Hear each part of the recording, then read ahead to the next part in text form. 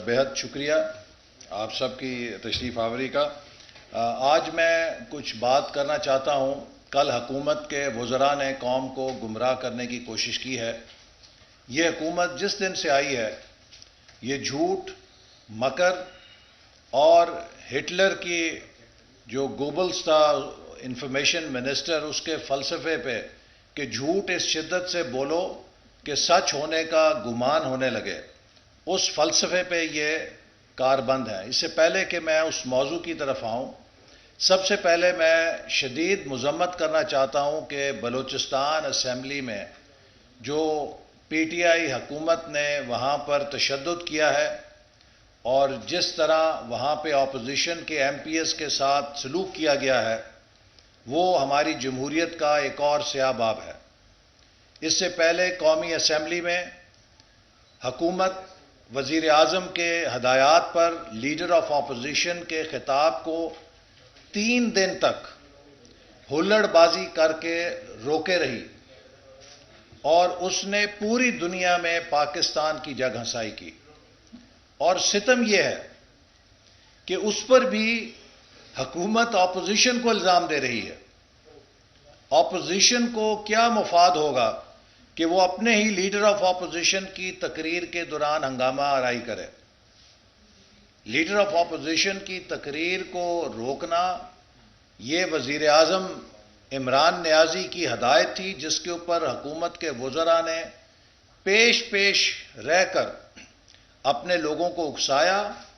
3 दिन तक शर्मनाक हुल्लड़बाजी की, जिसने जमहूरियत को बदनाम किया। और इसके बाद अब बलूचिस्तान के जो मनाजिर हैं वो ये बात साबित कर रहे हैं कि ये हुकूमत इंक्लूसिव गवर्नेंस की सलाहियत नहीं रखती। ये लोगों को साथ लेकर चल के हुक्मरानी करने की सलाहियत नहीं रखती। ये मुल्क की सफ़ों में यकजहती पैदा करने की सलाहियत नहीं रखती। ये मुल्क के अंदर इत्तेहाद पैदा करने की सलाहियत नहीं रखती। ये हुकूमत सिर्फ नफरत, तासुब और हसद के ऊपर कायम है। ये पोलराइजेशन के ऊपर चल रही है। दिन रात हुकूमत और इसके वज़रा और वज़ीर आज़म कौम के अंदर पोलराइजेशन को इंतहा पर लेकर जा रहे हैं। पाकिस्तान के गिर्द जो ख़तरात मुंडला रहे हैं, इस किस्म की पोलराइजेशन पाकिस्तान के लिए एक जहर कातिल है।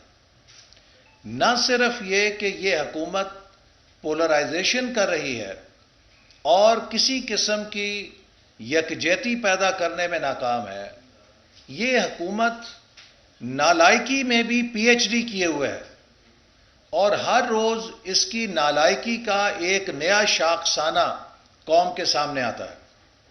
मैं 2 चीज़ें आपके सामने पेश करूंगा जो हाल ही में हुकूमत ने की हैं और इससे साबित होता है कि ये हुकूमत कितनी नावाकिफ़ है हुक्मरानी से। सबसे पहली, हुकूमत ने बुलडोज किया कौमी असम्बली से इलेक्टोरल लॉज को, और अब ये पता चला है कि इंतखाबी कवानीन को हुकूमत तब्दील करने जा रही थी और उसने जो उसमें सबसे प्रिंसिपल स्टेक होल्डर, आइनी स्टेक होल्डर, पाकिस्तान के आइन की शिक 219 जो है, वो इलेक्शन कमीशन को एक आइनी दायरा इख्तियार देती है। वो हमारा इदारा है कि जिसको आइन ने ये किरदार सौंपा है कि वो आज़ाद मुनसिफाना इलेक्शन कराए। तो उस इलेक्शन कमीशन से भी कंसल्टेशन नहीं की गई और एक धांधली का पैकेज बनाकर हुकूमत ने इलेक्शन चुराने के लिए अपने पास इलेक्शन कमीशन के इख्तियारात मुंतकिल किए ताकि वो अगले इलेक्शन को चुरा सकें। उनकी ये चोरी पकड़ी गई। उस पर अपोजिशन ने भी एहतजाज किया और इलेक्शन कमीशन ने भी उसे आइन के खिलाफ करार दे दिया है। अब आप ये देखिए कि अगर एक हुकूमत इंतखाबी कवानीन को तरमीम कर रही है, अपोजिशन तो कुजा وہ الیکشن کمیشن آف پاکستان سے بھی مشاورت نہیں کرتی اور اپنے ایجنڈے کو یک طرفہ طور پہ بلڈوز کر کے نافذ کرنا چاہتی ہے، یہ ایک نہایت خطرناک مثال ہے، کیونکہ اگر یہ مان لی جائے تو کل کو ہر حکومت اپنے مرضی کے انتخابی قوانین بنائے گی اور اس سے الیکشن چرانے کی کوشش کرے گی۔ تو اگر آپ حکومت کے انتخابی پیکج کو دیکھیں، میں صرف دو چیزیں آپ کو پیش کروں گا۔ آئین کا جو آرٹیکل 51 سب سیکشن 5 ہے، آرٹیکل 51(5), وہ یہ کہتا ہے کہ the seats in the National Assembly shall be allocated to each province and federal capital on the basis of population in accordance with the last preceding census officially published۔ Article 51 sub close 5 کہہ رہی ہے کہ جو انتخابی حلقے بنائے جائیں گے اور جو انتخابی حلقوں کی تقسیم ہوگی صوبوں کے درمیان، وہ پاپولیشن آبادی کی بنیاد پر ہوگی۔ حکومت نے ایک بلڈوز قانون کر کے اسے ووٹر رجسٹریشن پہ تبدیل کرنے کی کوشش کی ہے، جس کا مطلب کیا ہے کہ وہ پسماندہ علاقے جہاں پہ ووٹر رجسٹریشن کم ہے ان کی نشستیں کم کر دی جائیں۔ اب یہ آئین کے ساتھ کھلواڑا ہے، یہ آپ آئین کے ساتھ ٹیمپر کر رہے ہیں، پاکستان کے وفاق کی بنیاد کو چھیڑ رہے ہیں۔ جو چھوٹے صوبے ہیں وہ اس سے ڈس انفرنچائز ہوں گے۔ آپ کیسے کر سکتے ہیں؟ ایک ہائی لا کا جو LLB جس اسٹوڈنٹ نے بھی پاس نہیں کی ہے، اسے بھی آپ پوچھیں، وہ یہ کہہ دے گا کہ آئین کے اندر کسی بل کے ذریعے ترمیم نہیں کی جا سکتی۔ آئین میں ترمیم کرنے کا طریقہ کانسٹیٹیوشنل امینڈمنٹ ہے، وہ کانسٹیٹیوشنل امینڈمنٹ بل ہے، 2/3 اکثریت سے ہی آپ آئین میں کوئی ترمیم کر سکتے ہیں۔ آپ کیسے یہ کر سکتے ہیں؟ یعنی کہ اس سے آپ دیکھیے کتنے نالائق بیٹھے ہیں وہاں پر کہ جنہیں یہ نہیں پتا، کہ جنہوں نے آئین تک نہیں پڑھا ہوا، اور وہ ڈاکٹر صاحب جو جن کی ڈاکٹریٹ کی ڈگری پہلے ہی جعلی قرار دی جا چکی ہے، یہی اس کے نتیجے ہیں کہ آپ آئین کے ساتھ کھلواڑ کر رہے ہیں اور آپ کو پتہ ہی نہیں کہ آئین میں کیا لکھا ہوا ہے، اور آپ ایک بوگس قانون سازی کر رہے ہیں۔ پھر اسی طرح اسی کے اندر انہوں نے ایک شک یہ رکھی کہ جو ووٹر لسٹ ہے وہ الیکشن کمیشن سے لے کے اس کا دائرہ اختیار نادرا کو دے دیا جائے گا۔ تو جو آئین کی شک 219A ہے، 219A، وہ کہتی ہے the commission shall be charged with the duty of preparing electoral rolls for elections to the National Assembly, provincial assemblies and local governments, and revising such rolls periodically to keep them up to date۔ یہ جو business of preparing electoral rolls and revising electoral roll ہے، یہ article 219 close A کے تحت آئین Pakistan election commission کو دیتا ہے یہ اختیار۔ آپ اس کو کیسے ایک بوگس قانون کے ذریعے الیکشن کمیشن جس کا ایک آئینی کردار ہے آزاد منصفانہ الیکشن کرانے کا، اس سے لے کر حکومت کے اندر جو ایک محکمہ نادرا کا ہے اسے دے رہے ہیں، تاکہ کل کو کوئی حکومت اپنی مرضی کی ووٹر لسٹیں بنائے اور اپنے مرضی کے الیکشن کرائے، جس کا چاہے نام نکال دے، جس کا چاہے نام ڈال دے، جس کا چاہے ووٹ اٹھا کے ادھر سے ادھر پھینک دے، جس کا چاہے ادھر سے ادھر پھینک دے، اور وہ اپنے من مرضی کے نتائج نکالے۔ ہو نہیں سکتا۔